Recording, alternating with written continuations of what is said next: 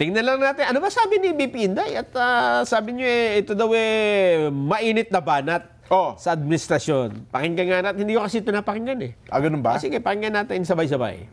Ano nga ba ang tunay na makikinabang kung tuluyan ng burahin sa mundo ang pamilyang Duterte?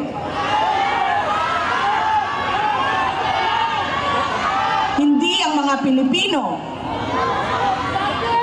Sa kasamaang palad, iniluklok natin ang isang leader na walang kakayahang maintindihan ang tunay na kalagayan ng mga Pilipino.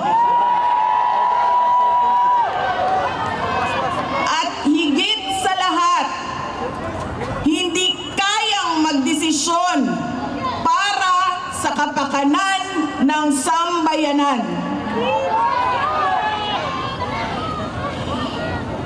Pinagbabayaran natin ngayon ang pagpili ng maling leader.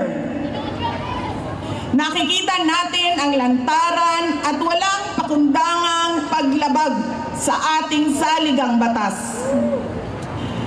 Pinamumunuan din tayo ngayon ng isang taong patuloy pa rin tumatanggi, sumailalim sa isang pampublikong hair follicle drug test.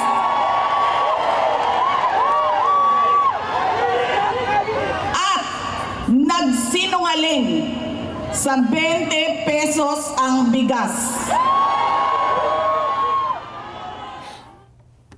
Ayan na ba yan? Matinding banat na ba yan? Parang natural lang naman. Parang Parang normal lang. napapahigop ako ng sa labas. Saglit lang.